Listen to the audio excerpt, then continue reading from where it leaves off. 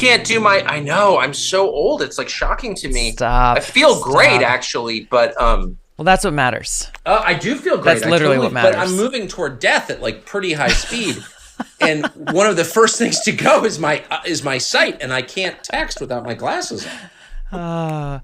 I've been feeling that way since I was very young, moving towards death at a rapid rate. Yes, because we are.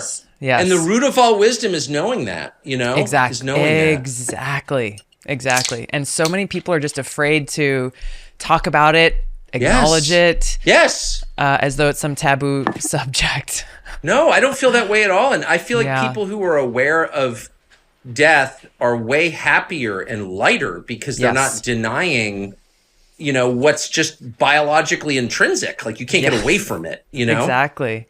Because if you acknowledge the reality of death and that it's not just something like, okay, I'm going to set my clock. It's going to come at this time, at this place, at this age. Yes. Then you realize how precious life is, right? Yes. And you're not in control. You're not like the hubris starts to recede a little bit because you're like, actually, I can't control that. And exactly. And that's a good thing. It's good to keep that knowledge ever present. Oh man. I know in our conversation last night on your show, that was your final comment. It's like, why are these people doing all these crazy things and this insanity of like trying to be in control of what is true and biology and all this stuff? And you said it perfectly, is they're trying to be God. They think they are God. And I think if the world is divided into two groups, not, Christian, Jew, Muslim, Hindu, whatever. No, it's people who think they're God and people who know they're not. Yeah. And those are the two categories in my head anyway. Yeah. And I'm on one side. I know I'm not God. Yeah. You and me both, buddy. God, that's so true. It also kind of lends to, ultimately that's the problem with that is the truth about all of the problems that we face in society. Yes. Right there. That says it all. I completely agree. I brood on this every day in my sauna. I think about this stuff. Yeah. We when I think about a lot of the things you talk about, there's a lot of things that I've talked about, when you look at drug addiction, you look at corruption in government, you look at, the deep dissatisfaction of society, you look at, the problems we have in mainstream media, the problems we have within leaders in just about every sector in our society. It all comes down to, I think, the two things. One is people think they're God and they think they're in control. Yes. And the other is a lack, they're chasing all the wrong things in whether it's money or power or attention or, so-called love, affirmation, fame, and just this desire to be liked. And all of these things just come down to this refusal to even take a moment and ask the all-important question is like, what is the purpose of my life? I know. Right? Like, what am I chasing? I totally agree. How could you miss that? Yeah. Exactly. That is the problem, though. 100%. And I love that in a lot of your shows, both your Tucker Carlson Today and Tucker Carlson Tonight, you ask a lot of these questions that nobody else is asking. People are like, oh my gosh, we have this epidemic of opioid addiction in this country. What in the world are we going to do about it? But they're not even asking the right questions. Well, and the capacity for people, and me too, for sure, but to ignore the big things in favor of the minutia, it's limitless. I remember when I was a magazine writer for a number of years in the 90s, and I would have a story due every Friday morning, just a magazine piece, Sure. 2,500 words. Not that hard, but sort of hard. And so I would always stay up all night Thursday writing it. I'd report it all week, write it Thursday night. And then Friday morning, I'd just be like in a lather, chain smoking in my basement, trying to get this thing filed. My editors would be calling, we need to get this to the printer. It was intense for me, in my 20s. And it was at that moment that I'd be like, maybe I should rearrange my bookshelf by author. Or maybe by title. I would become completely obsessed with something unrelated to the big question, which is, are you going to finish the freaking magazine piece or not? And it was a window into people's most basic defense mechanism, which is to look away from this thing. The Like they hard can't thing. face it. Or when I was a police reporter, you would interview these people, always the same story. I'm coming out of Dillard's, in downtown Little Rock, and I thought they were fireworks or a car backfiring. And it's like, no, it's not the 4th of July. Cars don't backfire anymore. If you hear that sound, it's gunfire. And everyone knows that, but nobody in the moment can face the horrifying fact of gunfire. So they always explain it away as something else. And to me, that was a metaphor for the way people naturally are. It's like, this isn't happening. Clearly, there's some other explanation that's less sinister than what is obvious, but there isn't. What's obviously happening is the thing that's happening. Right. And it's really hard for people to metabolize that, I think. So you've been in journalism for what, you said your 20s, right? Like 30 years? 31 years. Since 31 I was 22. years. I'm 53. And you've worked across the spectrum of media outlets, both in print and on TV, ones that these days are very clearly kind of delineated based on, their bias in one direction or another. Right. How have you seen, I guess I'm curious about how you've seen this really truly, what is a noble profession of journalism, of true journalism, a noble and necessary profession, especially in a democracy where we as people need to know the truth, need to know the facts, need to know that obvious thing that is right in front of us rather than all of these different distractions. How have you seen things evolve over your time in this career? Well, I don't think it's an overstatement to say they've collapsed. My dad was also a journalist, so I grew up in it. That's why I did it, because I really admired my father, and I thought he had the most interesting possible life, and he did. And he was surrounded by the most interesting possible people, curious, literate people, great people, fun people. And so I went into it, with very high hopes. And by the way, those have been exceeded. I have had a really interesting life. I've been, everywhere and met everyone I wanted to meet, and I've just derived so much from it. But the change has been complete. It's not the same business that it was when I got into it. And the reason's really simple. It was rotted from the core by partisan politics, which is a virus. So I was always ideological. I always had really strong beliefs about various things. I was never shy about it. I was also not very judgmental about people who disagreed with me because I didn't need to be, because my political views were never the most important thing about me. I never thought they were. I had a family. I've got religious faith. I love my dogs, and I have a lot of hobbies. I love to hunt and fish or whatever. Those are also parts of who I am, as they are for everybody. People are multidimensional. But over time, as religion kind of receded from people's lives, which it did, it was a pretty religious country in 1991 when I started. It's a very secular country now.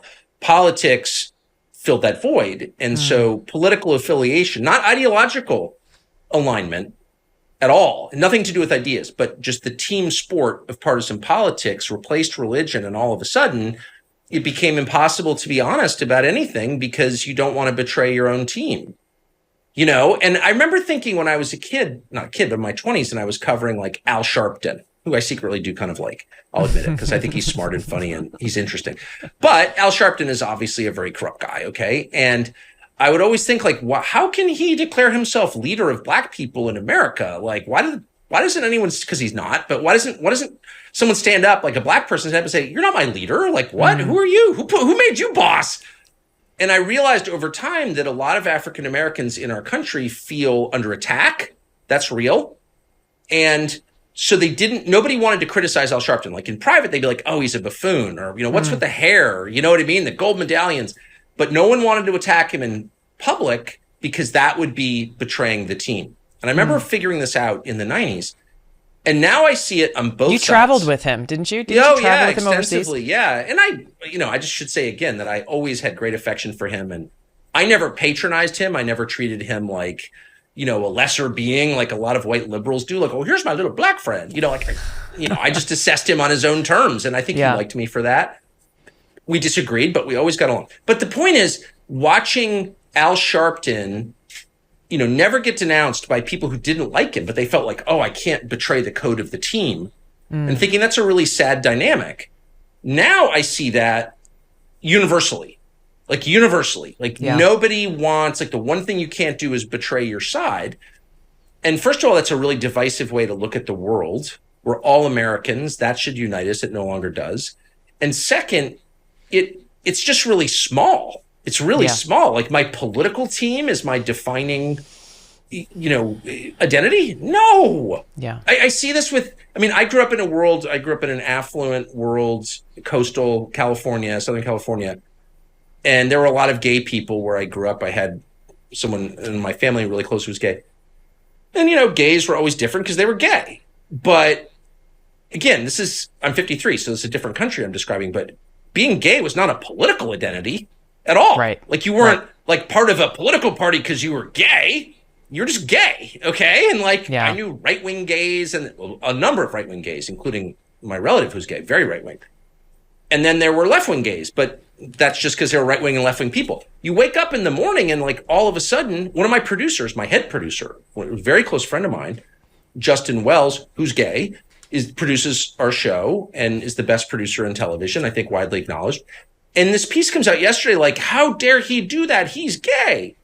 Well, actually, Justin and I agree on politics, or we couldn't, run the show together if we didn't. That'd be tough. That'd be tough in your day-to-day planning sessions. Completely. So, but I'm reading this piece and I'm like, actually, I had to stop reading because it made me too mad. But yeah, I was like, why do you assume that just because he's gay that he has a certain kind of politics? Well, because that's part of the identity. I just reject that whole way of thinking. I think Completely. It dehumanizes people. It reduces us to only part of ourselves. It ignores the whole person. Yeah. It turns people into machines or widgets in a bin. And I'm really opposed to the way of thinking, not just what people think, but how they think. I don't like it. And that's the underlying thing there, and how insulting that way of thinking actually is, and how pervasive it is. I'm as you're talking, I'm thinking of a number of examples. One, first of all, when I refused to support Hillary Clinton back in 2016, I was like, so many people were like, Tulsi, how dare you? You're a woman.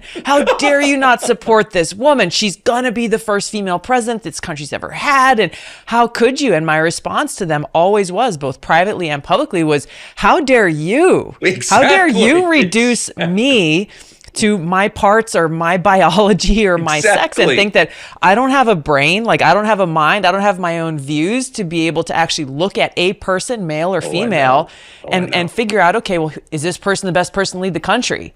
The answer was very clearly not in that case, but just how condescending and how offensive and insulting it really is. Well, as always, it's the opposite of what they claim. So if you cared about women, and I'm not bragging, I don't think I'm unusual. I actually like women. I've got three daughters and a wife. I do. I genuinely That's the headlines, Tucker. I think I didn't grow up with them. I'm like maybe more than most men. I'm really interested in women, but even if I didn't like women, whatever, it's nothing to do with my personal views.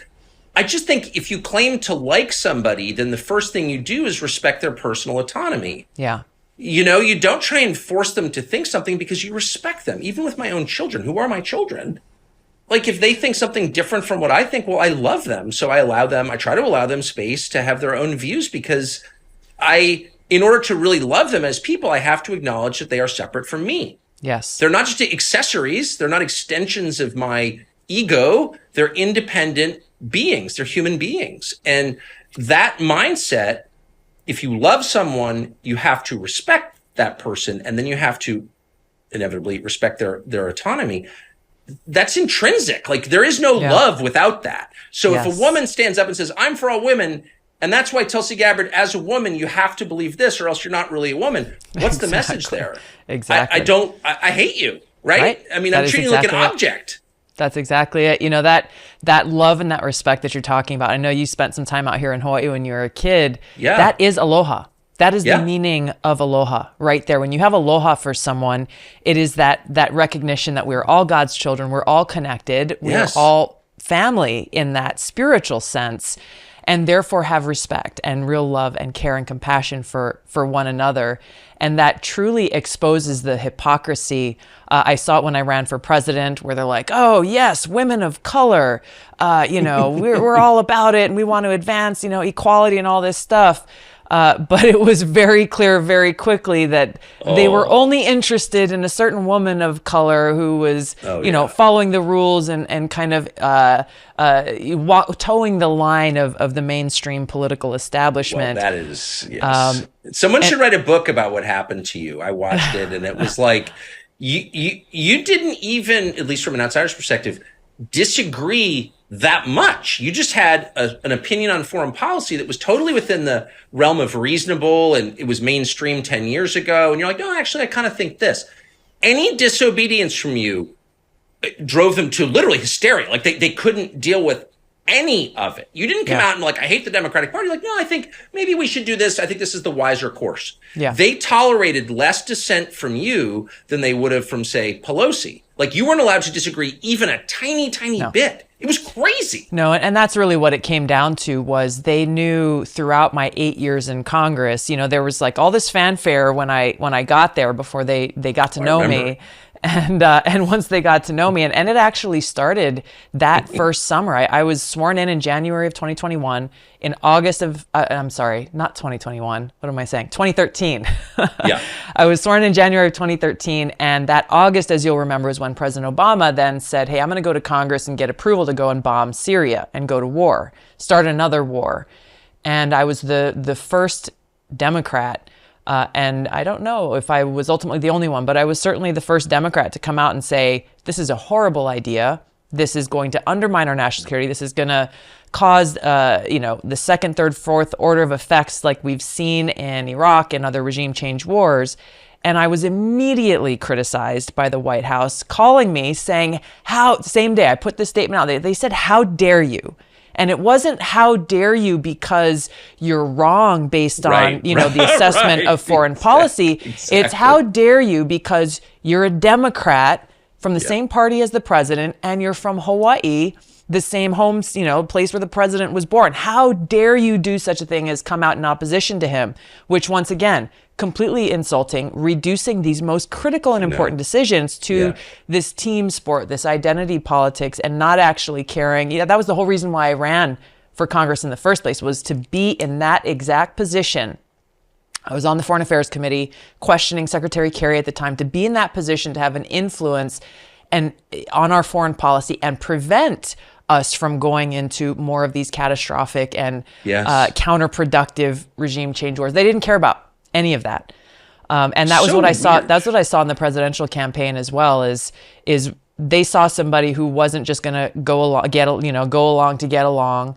And it was foreign policy. It was about bringing the Democratic Party back to its roots of being an open, a big tent party that was inclusive, that stood up for civil liberties and allowed people to come together and have discussions and debate on different issues. I didn't support open borders. I thought it was insane to allow for abortion up to birth and after birth, or for biological men to have access. Anyway, there was a whole host of these insane issues and policies they were pushing forward that as I stood on the debate stage often, I looked around, I was like, wait, how come nobody's like saying this is just crazy? And I tried at different times. But they wouldn't let me talk, which says more about them and what they're afraid of than anything else.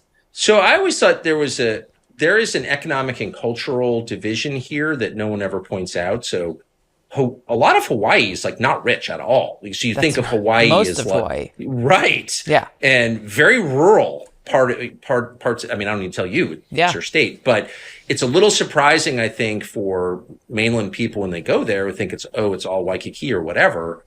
No, at all. No. And there are a lot of, and it's also extremely international and multiracial, and like not everybody there is a sort of, Columbia educated white liberal lawyer from Brookline. Like, it's very different culturally. Yeah. And you were also, by the way, one of the only members of Congress I've ever met to serve 8 years and run for president and not get rich. Mm-hmm. Which I always have thought was like one of the most interesting things about you, which I happen to know that that's true, but you didn't get rich from public service. So it's like, that's really weird.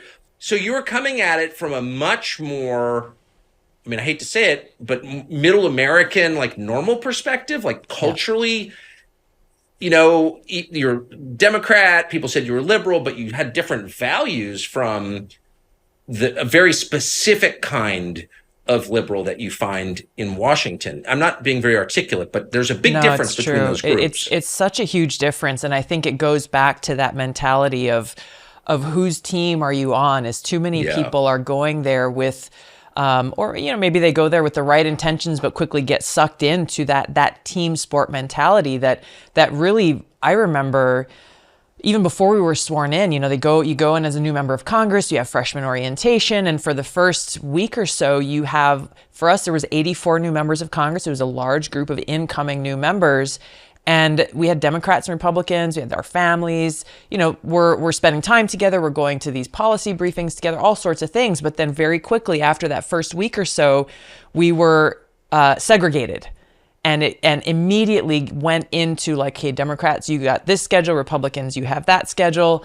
And the message from both respective parties was essentially that, like, okay, you are here to support the party.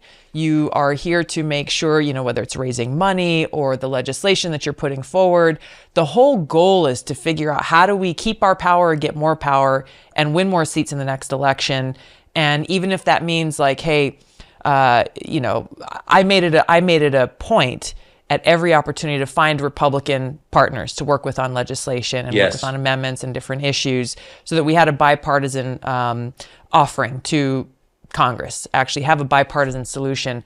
That was something that was discouraged from the outset. Like, well, if you're going to work with a Republican, don't work with one that's in a swing district or in a race that we really think we can win, because you might actually make them look good and give them a success mark that they can put on their flyer, their TV ad or whatever. And it was very, very revealing from the outset that we have these people in Washington. They don't give a shit actually about the American people. No, that's right. And totally right. It is about the team sport. It is about, those big whiteboards on CNN or whatever of like, okay, we got this many points for this team, that many points on that team on election day. And I had the chance to travel a little bit before this last election and campaign for some great Americans and had a chance to talk with voters. And I brought this point up. I wasn't telling them, hey, vote for one party or another party. I'm saying vote for leaders who are committed to upholding the Constitution and who are going to Washington to work for you. That's and right. Not get sucked into these team sports. And people resoundingly shared this same feeling that you and I are talking about, how sick and tired they are of this. Well, they can see it. Yeah, clearly. I couldn't see it. I mean, I was in D.C. from 1985 when I was in high school. My dad moved there until 2020. So that's 35 years. And during that whole time, I'd hear people say, well, Washington is so corrupt. And I always think, it doesn't feel very corrupt to me. Yeah. I've been gone almost 3 years now. I had dinner with a very close friend of mine at my house, not in Washington, on Sunday night. And we were talking about another friend of ours who's a lobbyist, who's a great guy. And he was talking about some ranch he's got in Montana, and he's got another ranch here. And I was like, wow, how did he make all that money? Like a lot of money. And I've got a good job. And I was like, wow, he's makes a lot more money than I do. And he's like, oh, he lobbies the farm bill. And I was like, really? You can make that much money lobbying that? And I was like, my friend has also moved out of Washington after a lifetime there. And I said, it's a really corrupt city. He goes, I know. I never realized that when I lived there. It's like having an alcoholic spouse. I've known a lot of people with alcoholic spouses, and they don't realize they're living with an alcoholic until they get divorced or the person goes to rehab. And all the friends are like, how'd you deal with that? And he was drunk every day. And I didn't really notice, because you don't notice if that's right in your face. Yes. Yeah. And that is exactly the case. I get asked by people a lot, like, hey, do your former colleagues, do they realize like all of these crazy things that are happening? Do they see what's wrong with like this insider trading happening in Congress? Yeah, exactly. And like the honest answer is, most of the time, the answer is no. No. They don't see it. No, I didn't see it. Yeah. Yeah. The swamp. Well, it really is. And I remember when Trump started saying that, I was like, and I wanted to take it seriously, but it also felt like an attack on the culture that I lived in. And I really loved Washington. I'm not embarrassed to admit it. I would, of course, never go there again, but I can't.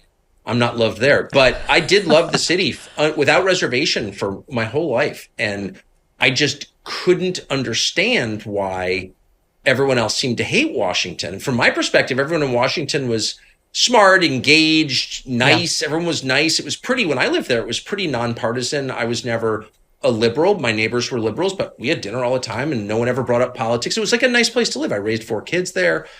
And it was only when I left that I was like, wow, it is just its own hermetically sealed biosphere. It's like, it has no connection to the rest of the country. It's amazing. How do you think, I'm thinking back to, some of those dinners that I went to, some of the people that I got to know there in the media, in the mainstream media.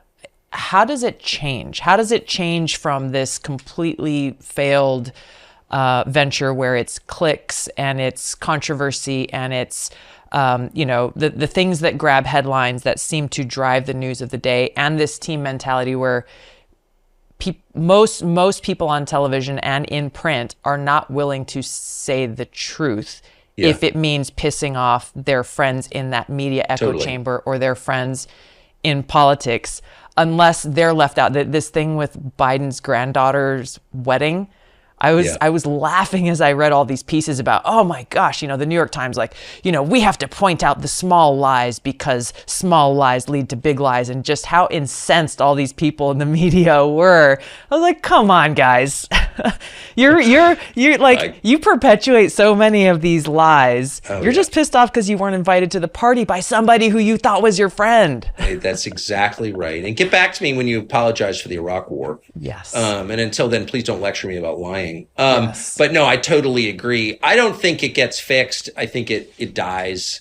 I mean, if you look at I worked at CNN for maybe 9 years. And so I knew CNN well. I hosted a show there for a long time, and CNN has changed a lot. Now they're trying to change again and become more what it was like when I worked there. It's not working. Nobody watches, and it's collapsing. I mean, they're laying off a huge percentage of the staff right now. I feel sorry for those people.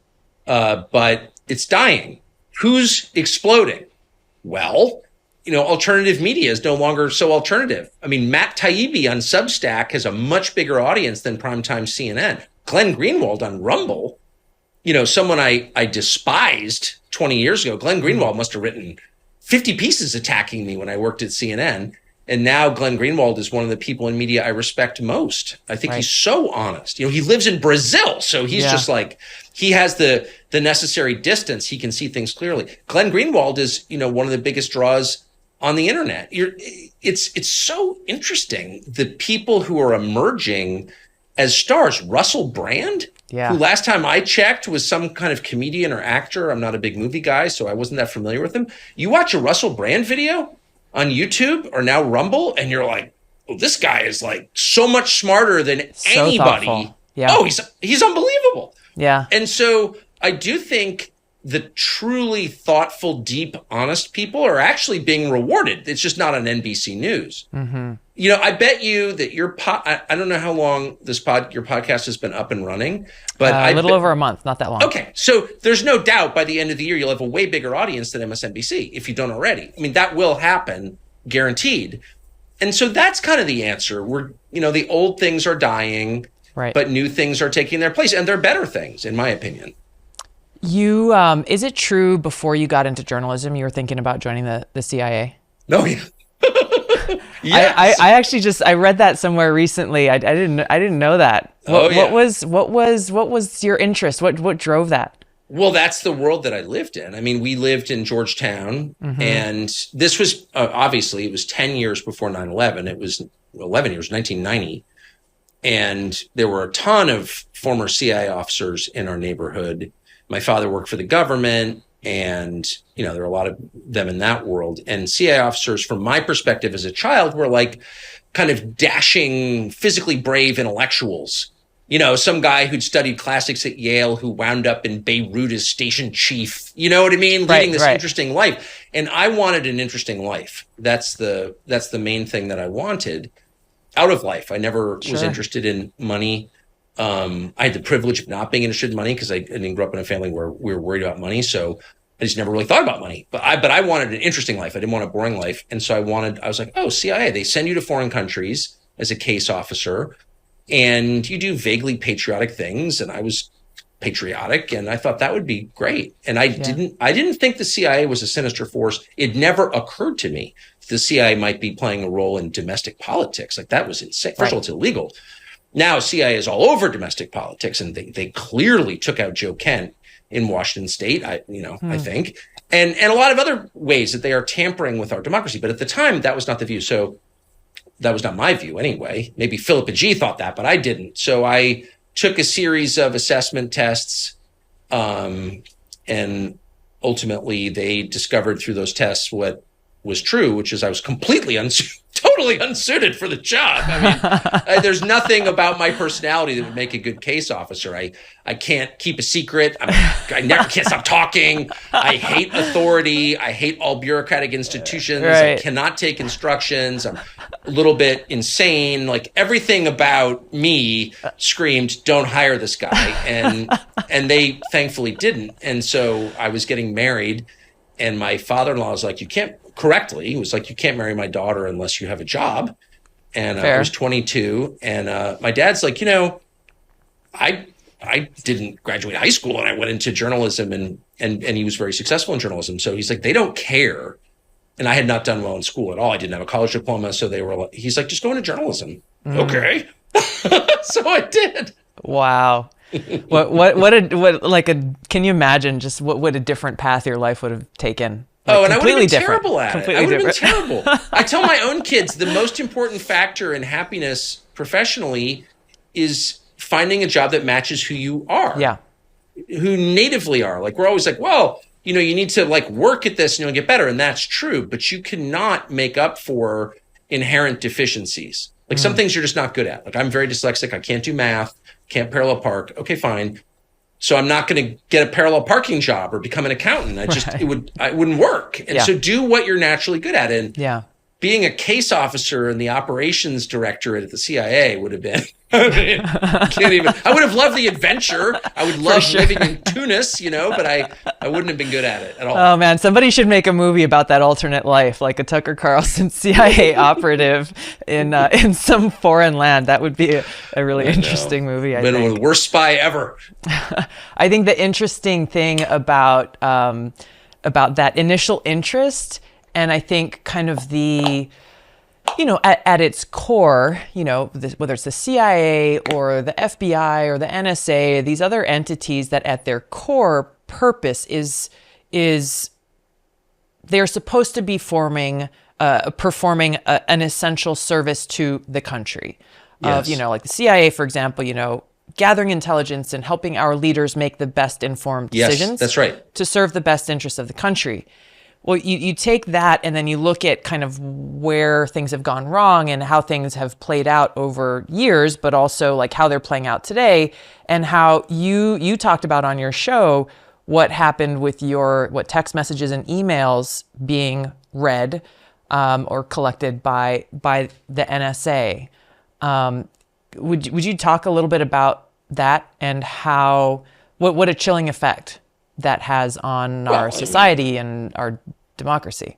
Yeah, I mean, it's you don't have a democracy when you have powerful government spy agencies with multi-billion-dollar black budgets turning their powers against the population they're supposed to be serving. It's that simple. So this is incompatible with representative government, and it's happening at scale. So in my case, not a complicated story. I wanted to interview Putin. This was before the Ukraine war, because I always wanted to go to Russia. I want to meet Putin. He's a player in world affairs. Why wouldn't I want to interview him? That's my job. Yeah. So I didn't tell anybody, actually, including at my company or my producers or whatever. I reached out to a friend of mine who I thought might know somebody. We had a bunch of exchanges about this, got in touch with the Russians. And then I got a call summer before last, from a very, very close, one of my closest friends in Washington saying, "Hey, why don't you come up on Sunday in Washington? I need to talk to you about something." "What is it?" Just come up. So I actually flew to Washington from Maine to go see this friend who's like, I know someone at NSA, not a low-level person at all, who secretly likes your show, who told me that you are trying to get a Putin interview and go to Russia. I was like, nobody knew this. Not one person knew this. So the hair on my arms went up, and so I knew this was real, and they have your emails and your texts, and they're going to leak them to the media to discredit you as a Putin lover. And I was rattled I'm not often rattled just because I've been doing this for so long, but that bothered me. So I called a U.S. senator who I don't know very well, but for some reason I kind of trusted. And I said, I just want to get this. I just want to tell you this. You're like my safety deposit box. Sure. I don't know where this is going, but I want you to know. And then I talked about it on TV. But, it's a minor thing, but it's not just me. It's not, in the end, minor, I'm not though. having an affair. I'm paying my taxes. Like, I don't actually have much to hide, but, a lot of people have things to hide. And by the way, in a free society, you're allowed to hide them. There's no freedom without privacy. Like, we don't have to tell everybody everything. That's not required. Right. And when it is required, we're living in a totalitarian system. So I believe in privacy. There are members of Congress who are controlled by the intel agencies. I'm not speculating on this. I lived there for 35 years. I know this. I had a very high-ranking member of the House Intel Committee tell me at dinner at a restaurant in Washington when he'd been drinking, we got to talk about this. And I said, I'll text you. He goes, I can't text. And I said, why is that? And he goes, well, because NSA reads my text. And I said, NSA reads it. Wait, you're the head guy on the Intelligence Committee. You're their boss. You're providing oversight in our constitutional system. He's like, yeah, but, they're still spying at me. First thing. Second thing, Michael McCall, who is, the leader of, I would say, the neocons in the House, kind of low-key neocons, but neocons. I got into an argument with him once last year on the phone. He told somebody that I was a Russian agent or something, and I was outraged. So I called him on the phone, and I used bad language. I was really mad. And he said, whoa. I just got that, that's what the intel briefers told me, that you were working for Russia. And I said, that's what the intel briefers told you? You believe your fucking intel brief? Like, how old are you, son? I'm from DC. My dad was in this world. Like, you're being manipulated by your intel briefers. Right. Duh. And he's like, well, they had, all kinds of corroborating evidence. Did you see the evidence that I was a Russian agent? I'm an American. I was born here. I've never lived anywhere else. Pretty patriotic. Like, what an outrageous thing to say. He goes, well, they had, I believe what basically, he tells me I believe what they say. Jeez. And I told him like 5 times, I probably shouldn't be repeating this, but I was thinking about it this morning. Because I just saw that McCall is now sending more money to Ukraine. Mm-hmm. And it's like, why are you doing that? Well, because you're controlled by the intel agencies. That's why. That is true. And I'm just absolutely sick of it. I'm sick of it. I believe my intel briefers. Like, and I don't think he's dumb enough to believe his intel briefers. I don't think any of these people think they're not being manipulated. They know they're being manipulated. And there are pressure points that can be applied on people. I mean, let's just be totally honest. I'm not, accusing anyone of anything specifically, but if you have a drinking problem or you're not, you have a complicated personal life, and a lot of people do, particularly in DC, you're vulnerable. Right. And that's just true. And I'm sure I assume this is going to be public, people, you're a conspiracy. No, I'm not a conspiracy theorist. I'm from there. Right. And I know how this works. I spent, again, my whole life around it. So that's real. I'm not accusing them of killing Kennedy. I'm just telling you there are members of Congress who were controlled by the intel agencies. And that's a fact. And I just think that that's completely incompatible with a free society or with a democracy. And I don't know why nobody ever says it. I think you just said why they never say it, right? Yeah, exactly. Chuck Schumer, I mean, that famous news clip where he said that quiet part out loud, right? Where, he was talking about, I think he was talking about Trump, wasn't he? Where he was saying, hey, he doesn't know who he's messing with when he's taking on the intelligence community, because they can screw you at 7 ways till Sunday or something like that, which it definitely points to that bigger issue and that bigger problem of. But how could he say something like that? I mean, how could you, as the head Democrat in the Senate, accept a system where the people are not in charge? It is not a democracy. Unelected spy agencies are controlling the outcome of domestic politics. Like, you're okay with that? Right. That's a dictatorship. Asshole. Like, what do you think that is? I just think, and I couldn't have less regard for Chuck Schumer, but I know him, and he's not stupid. He's not stupid at all. No. He's quite smart. So he's never thought this through. He has thought it through. He accepts it as okay.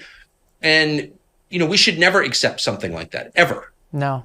And the fact that there was no response like yours to his statement on whatever show he was on when he made that statement says it all, and how pervasive this is. It's not only with those who are in Congress and some of the most powerful offices in the country, but how it also plays out with people in the media who just accept that power position. And then they lecture us about democracy. Democracy's at stake. Really? What is this democracy you speak of? What does it look like? Define that for me, if you would. Right. What does it mean to have a democracy? My understanding was that representative democracy is a system in which the population gets to govern their own country through their representatives. Mm-hmm. You're describing a completely different system where they are disenfranchised and disempowered and then controlled by people who've never been elected by anybody. So that is, whatever you call that, that is the opposite of democracy. That is not democracy. So how dare you? May those words burn on your lips next time you lecture me about democracy. Exactly. That actually gets, I guess I'm too literal, but it just gets me spun up thinking about that. No, but you're speaking the truth about what is at the core of this underlying problem, and they're so careless in how in their actions and their rhetoric. That shows they're either not thinking through what the consequences of their actions and words are and the impact that they have on our democracy and frankly on our national security, especially people like Chuck Schumer and Mike McCall and others. They're either not thinking through it or they really, really, really just don't care. Yes, I think it's the latter. I think it's the latter as well. That they're too busy thinking about themselves and how they can advance themselves and going back to this whole team sport and their own position or fame or thinking about how they're going to make money after they leave Congress than they are actually about the consequences of a decision. And this thing with Russia, I mean, it is now the thing that they throw out anytime there's someone that they disagree with. I have been called all the same things that you have been called. You certainly have, much more than I have been. And Senator Mitt Romney, case in point, put out a tweet calling me a treasonous liar, with no obviously saying that I was a traitor and a Russian asset or a puppet or whatever it was, but having no evidence to back it up. We sent him a legal letter saying, hey, you've just accused me of a crime. I still serve in the U.S. Army Reserves, of a crime that is punishable by death under the Uniform Code of Military Justice, of committing treason, and you're in a position of great power and influence where if you really believe that was true, then there are things that you can do. Actually, there are actions that you should take. If you think that's right. If you think that a lieutenant colonel in the United States Army Reserves has committed treason, also former member of Congress who ran for president, well, what are you doing about it?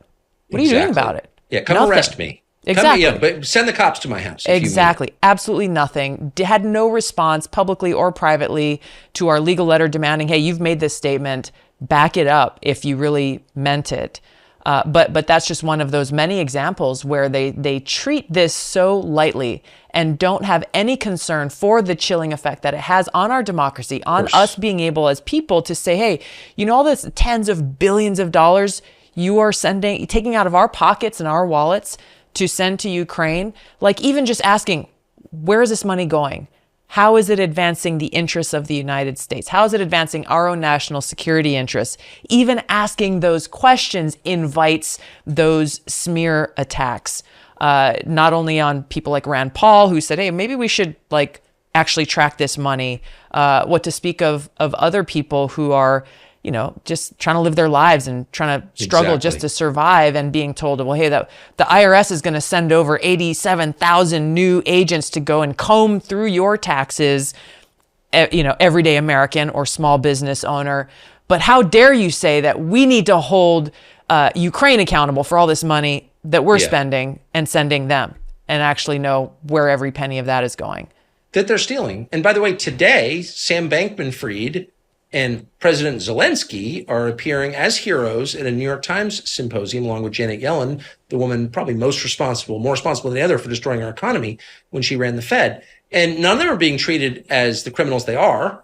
They're all being treated as moral voices. It's upside down. And I have to say, at a certain point, we need to play our part in getting their grip off of our brains. Mm-hmm. They control us because on some level we care what they think. And I've just speaking for myself, I just made a mental break with that. I really don't. I care about what sincere people who care about me think. Yeah. I care a lot about what they think. My friends, our producers, my wife, my children, and my neighbors. But if someone is a liar, a demonstrated liar, who's unscrupulous and reckless, why would I care what that person thinks? They are constantly demanding that I, a 53-year-old, law-abiding, tax-paying father of four, am required to hate this or that person. Yeah. And, I reserve that choice for myself as an adult. Like, I don't have to hate Vladimir Putin. I'll decide whether I hate Vladimir Putin. That's up to me. You're not in control of my brain, right? Yes. Or in control of my conscience. Right. This is a free country. I am a free citizen. And if I decide I hate Vladimir Putin, that's my choice. If I decide I love Vladimir Putin, that's my choice too. I'm not taking instructions from you anymore. And I mean it. I really have reached that point where I just don't care. It seems like throughout your career in journalism and in news, you have been unafraid. That you have not, you've not played this game of picking sides, and you've called out people, whether they were Republican candidates running for president or Democrat candidates running for president, or other public figures. Foreign policy, though, as you've pointed out so many times, is kind of that third rail, that thing, like, oh, how dare you challenge the foreign policy establishment and say, all these regime change wars, bad. Nuclear war with Russia, really fucking devastatingly bad, and a threat to the American people and people all over the world. Given you grew up in the establishment, the belly of the beast in Washington, was there some kind of like, what was there? Was there a turning point for you? Like, were you always kind of cynical of these things, or was there some kind of turning point in your experiences that made you say, well, hold on a second, the things that I've heard and been exposed to and experienced, it's not actually what they've said it is, that there's something deeper and bigger going on here? I mean, I think it was a little bit like Hemingway's description of going broke, gradually and then all at once. Yeah. So just, spending my life there, I was never that impressed by the people I lived around. I liked them a lot, but I didn't think they were smarter than me or wiser than me, because I know them, Right. So I was never, and I lived in a world where like everyone went to Harvard, my grandfather went to Yale, like he was an alcoholic. Like that didn't mean, you know what I mean? Like I'm not impressed by merit badges and never have been. Right. So, but I wasn't against the system at all. Really what changed me was watching Trump in 2015. And I knew Trump before, because I'm in the media, so I'd known Trump, not well, but I'd known him for, 15 years before, right? A long time. And I was like, I thought he was kind of a buffoon. I still think that sometimes.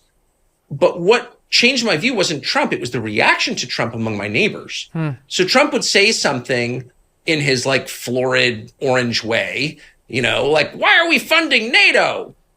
And that was the one that got me. I remember this. And I'd never questioned NATO. Because I grew up during the Cold War, and NATO was the bulwark against Soviet aggression into Western Europe. And like my dad worked for the government. So like we were totally for NATO. Why wouldn't you be?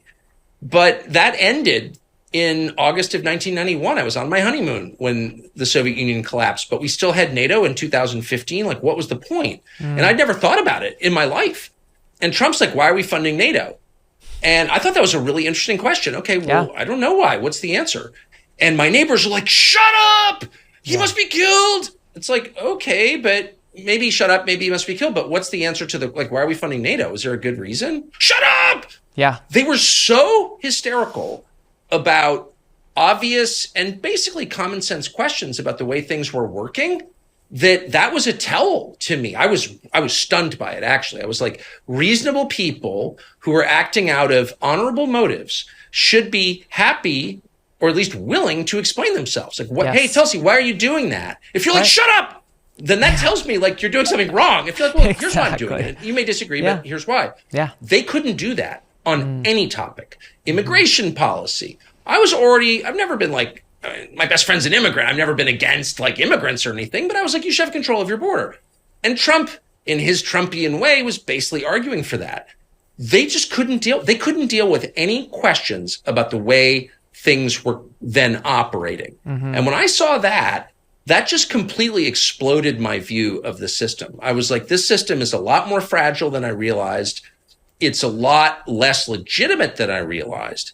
And then just the whole 4 years of Trump. And like, he'd say something that was like truly insane. Like, the intel agencies are spying on me. And you're like, okay, the intel agencies are not spying on, like, what, you know what I mean? Right. What are you like, was the moon landing fake too? Right. And then you'd find out like a year later, actually the intel agencies were spying on him. And then everyone would be like, well, they had to.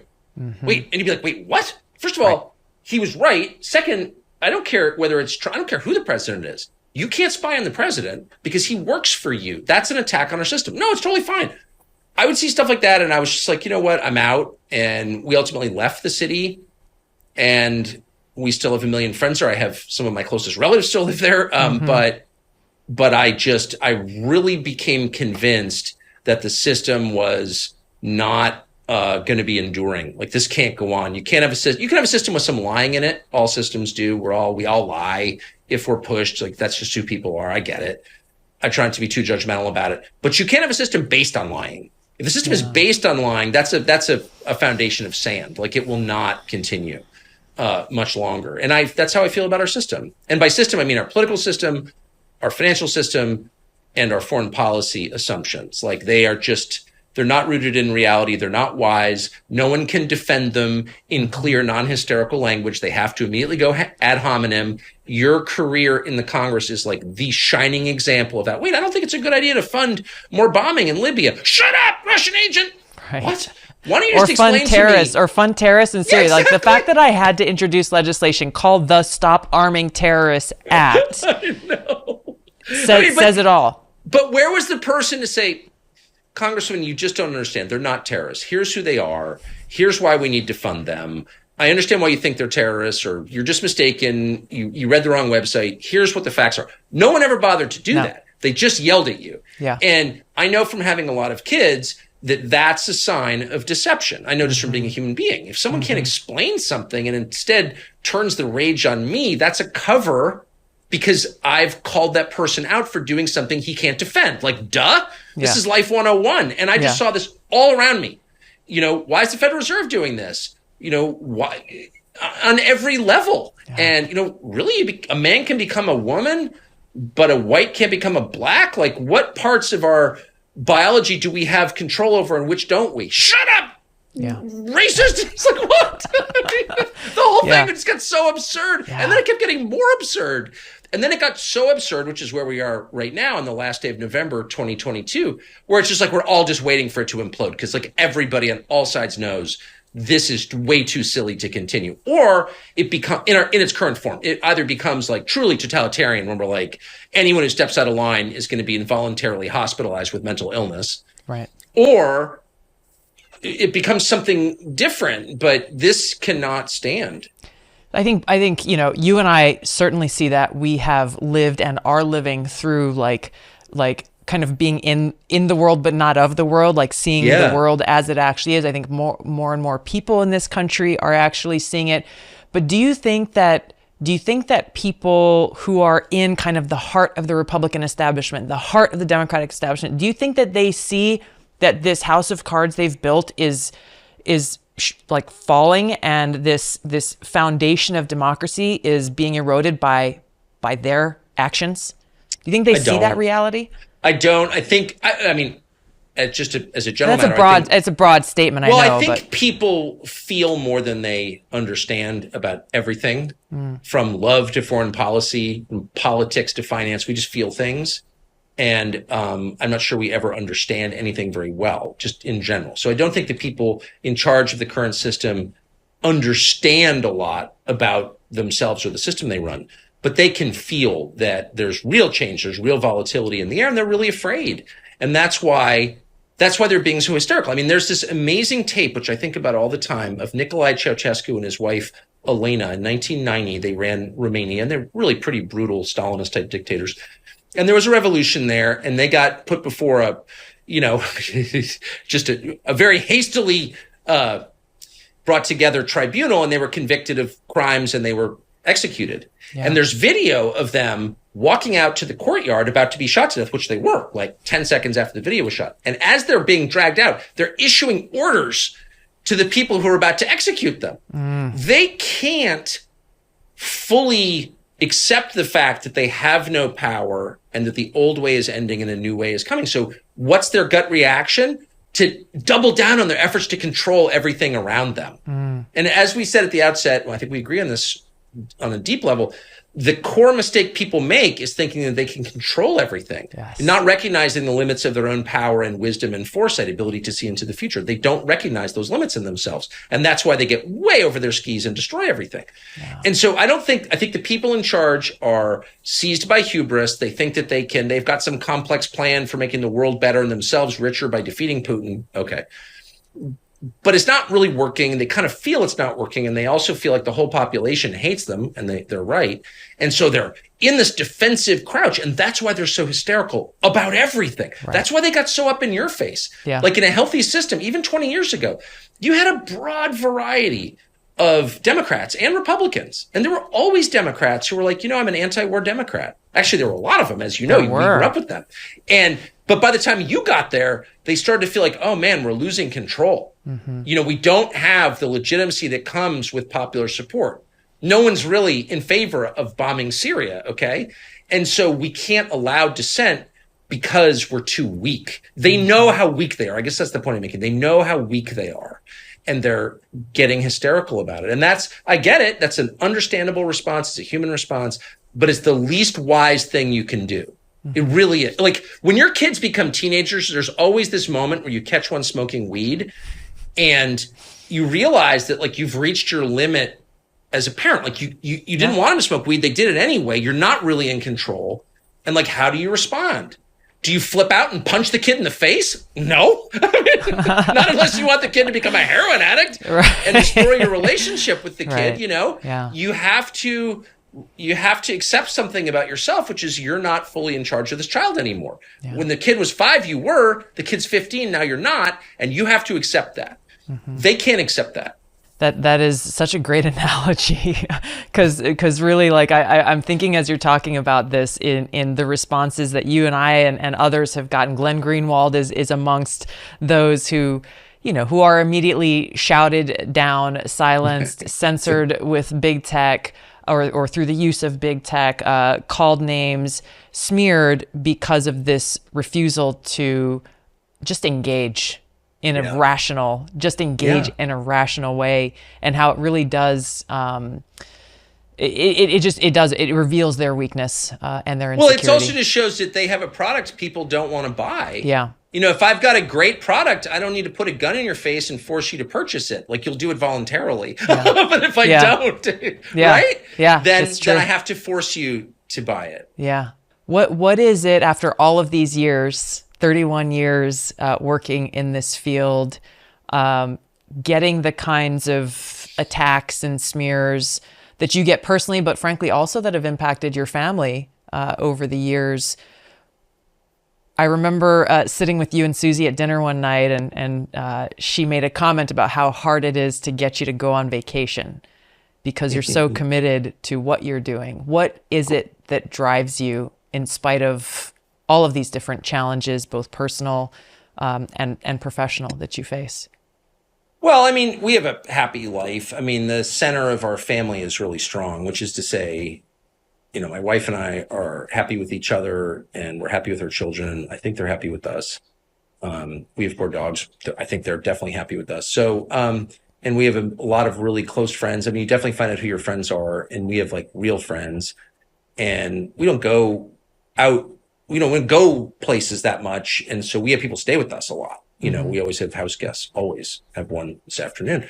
And so like I think our relationships with other people are deep and deeply satisfying. So that's kind of everything right there. Mm-hmm. So the rest of it is, so I feel like I'm playing with house money. I mean, I don't really care at this point. My kids are all grown and they're thriving, and I'm just not, if I don't live to 80, no one's going to cry about it. So I guess the only thing I would say that I have learned, so I've always thought that. I've always thought, the people around you in your immediate vicinity are the most important. That's your whole life, is the people right there. Your coworkers, your friends, your neighbors, the waitress at the restaurant. Like if you gyp the waitress on a tip, I don't care how much you yap about effective altruism. Like you're a phony. Like your duty, I think, as a humane person, is to help the people right in your path. I've always thought that. So anyway, I've always thought that my views have not changed. The one thing that really has changed in the way I live is I really try and succeed every day to have like at least 20 minutes of silence. I take a sauna every single day, 7 days a week. I love the sauna. I grew up taking saunas just because Scandinavian thing, but I also value it now, not just for its physical effects, but for the stillness and the calm, for the reflection and the prayer, and then nighttime reading. It's very hard to read books with the iPhone because there's always the demand of text. Exactly. I turned all my alerts off on the text. When I want to text, I pick up my phone, it's not beeping or buzzing, and I can do my text, and that's great. And I do hours a day of text, and that's fine. It's great, actually. But that can't crowd out the quiet time and the time where I'm actually learning something new. And so I'm pretty intentional about the books that I read. My wife is a fanatical reader. And so there's always, she's always reading a book. So it's easier for me to join her in that. And I do. But without that time to just think or just listen, I still don't know what's going on. I'm still confused by what's happening in our world. Like all the threads have not connected in my head. Like I don't pretend to know what all of this really means or where it's going because I don't know. But I would have no freaking clue if I didn't spend a little bit of time every day just not being distracted. We're too distracted. I'll speak for myself. I am too distracted. Too much stuff coming at me all the time. And that is not the path to wisdom. Yeah. And if you're ever around someone who's wise, I don't mean smart. Nobody remembers the quants. Nobody cares how many details or facts you have. What does it mean? Where is it going? What should I do? What's my response? Those are the questions that people care about, that yes. I care about, I think. And to answer those questions, we go to wise people. And the one thing we know about wise people is they're not distracted. They're wholly in the moment. They're experiencing things. They're allowing themselves to experience things and let those things settle. Mm-hmm. So quiet, fresh air, nature, those are prerequisites for wisdom, in my opinion. And I've always known that, I guess, but in the past 5 or 6, 7 years, I've really become more rigorous. Most of my day I spend doing frivolous bullshit on my iPhone, but not all day. Because if I did that, I would be at sea. Yeah. That's a really powerful practice. I've found that myself in my own life and in my own way.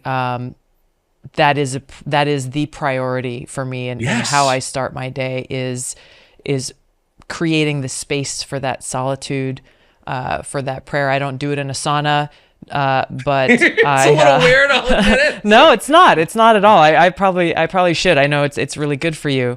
But for me, it is what keeps me rooted in that spiritual foundation. Yes. And provides me with that perspective to spend that alone time with God in prayer every morning. Yes. And to then that. start you do it in the day. Morning? Do it in the morning. I try to take pockets of time throughout the day, but to start my day with that centering practice of meditation and prayer and reflection, and just in the most raw way. I love that. Having that time has it is essential, and it's yes. throughout all of my years in Washington, spending 8 years there, spending a couple of years out on a campaign trail, like all these things you're talking about, the noise and the distraction and the pulls and the glitter and the this and the that, all the things that are dangled, that were dangled before me and dangled before people who are running around in these circles. It has been and continues to be that practice that helps provide me with perspective and allows me to be able to listen and hear what is most yes. important. I don't know why nobody ever gives the advice to do that. I mean, yeah. I don't think it's not like it takes all day or something. No. If you take, in my case, 15, 20 minutes, I usually sauna for 15 minutes. I have one of those like hourglass timers, and sometimes I'll go 20. I like it pretty hot. But anyway, that's all it takes. That's all it takes. Yeah. And it makes all the difference. And if I don't get that, I have trouble understanding what things mean. I can't rise above the stuff that's right in my face. Like all the stuff comes at you. Right. And it just, it's like a car crash, Yeah. You don't know what happened. Yeah. Yeah. And it's in those times that I think bringing this conversation back full circle as we wrap up here is it provides us with the space and the opportunity to truly reflect on the most important questions of life. Yes. We started this conversation talking about death. Well, I didn't know we were on the air, by the way. I had no idea you were recording that. Okay, sorry. We just hit record right away. I don't care. My views on air and off air are identical. I know. That's what I love. That's what I love. I always love our conversations, but that really is, that's what it comes down to, is the question of life. And as we talk about all the things we talked about, the problems of the media and the country and leadership in this country and the lack thereof, the lack of true leadership, that's asking these most important questions, like what is my purpose in life, just as a person, as an individual, but then also, those in positions of leadership, whether it be in government or the private sector, saying, what is best for society, what is best for people, and instead of measuring what's best based on what are the jobs numbers this month, or what is our GDP, or what are the dollars, and how's the stock market doing, like that is exactly the opposite of a reflection of measuring what is a truly happy and fulfilled people and society in this country, and just so many of these challenges and problems that we face across the board. We could start getting after real solutions if we all took that time and asked these questions. What I loved about your political career, I was just reminded of as you were talking, is that you were never not totally reasonable and thoughtful. You never raised your voice. You never said anything crazy. You never said anything, even in my view, controversial. It was always like humane and well-reasoned. And their reaction to you was so unbelievably hysterical that you just, by your presence, smoked them out. And it was sad to see it. It was shocking. It was legit shocking for me to see it. But it was also so wonderfully clarifying. Yeah.